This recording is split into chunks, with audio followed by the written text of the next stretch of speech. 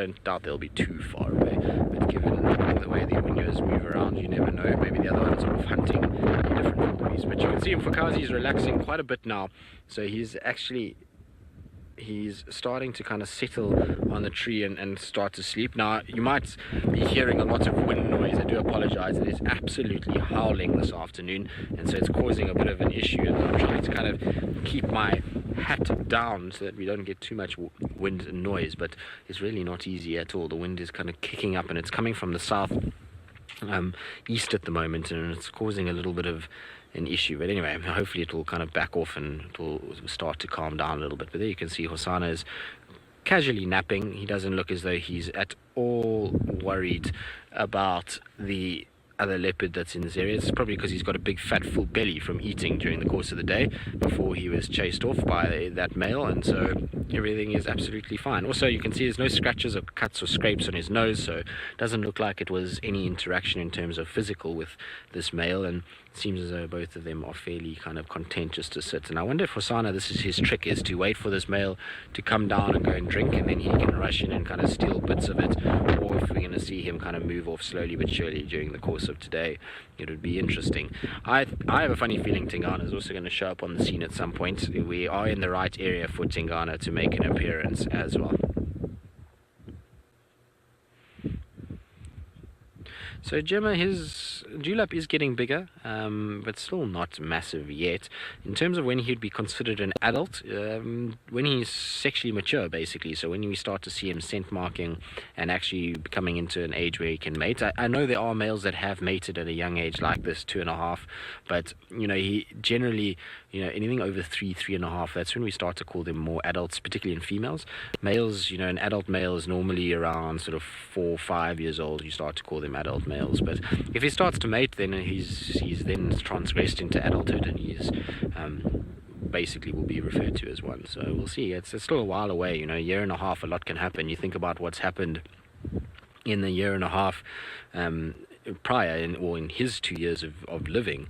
You know, it's been a very, very, very big change up in the leopard world, and Viam and I were actually talking about it now. When Viam started here, you know, it was Karula and Kunyuma and Quarantine and Shadow and Mvula, Tingana, and a lot of those leopards now are no longer with us or no longer around, and so, you know, it changes a lot, and he's got a long way to go before he can be a dominant male, and he'll have to kind of get through all of these obstacles that we have in the forms of male leopards like Hukamuri and Umfocazi. I don't think Umfocazi is a male that's going to stick around. I'm pretty sure he's kind of wandered through here, and he seems, it's a very odd leopard because he's been seen in a lot of different places, and a lot of you won't know too much about him, but he basically has traversed a large area. He's been seen as far north as the Timbavati and is all the way through the Manyeleti. He's been seen on Simbambili, Arethusa, Elephant Plains, Buffel's Hook. I think he's been seen in Torchwood once as well, I believe. I'm not 100% sure on that, but it might be.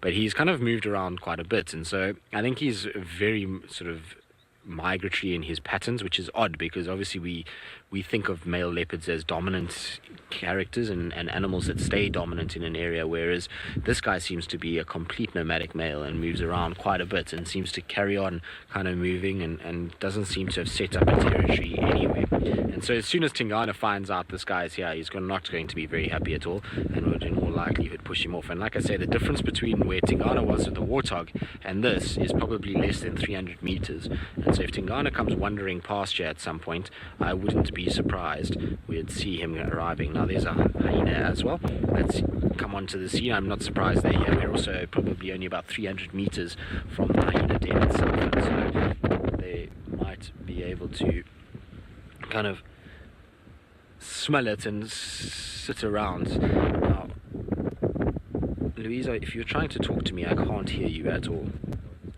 My wind noise is bad. Sorry, Lou.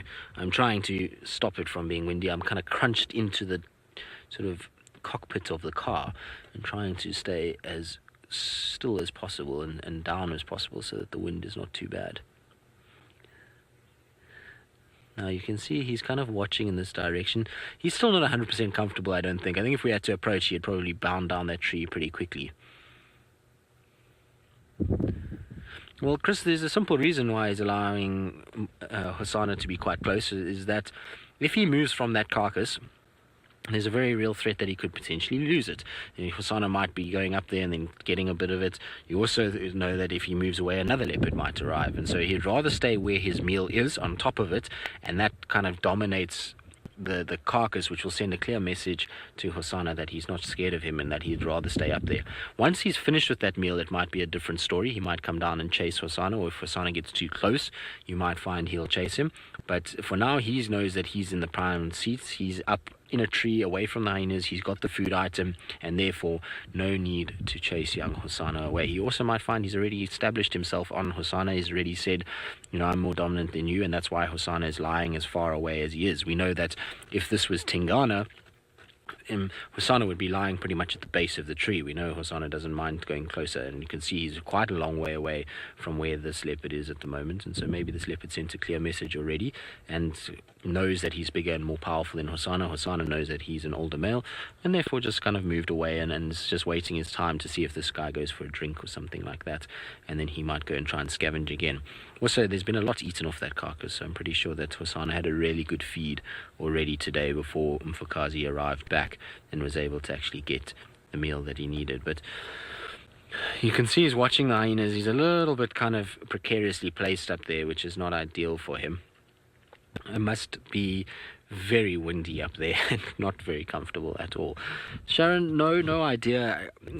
When Sydney kind of came through here earlier, he on his way to Chitwe, he said that he saw Hosana, but he didn't say anything about Umfocazi being up in the tree. So unless, of course, maybe Sydney just thought from a far distance it was Hosana.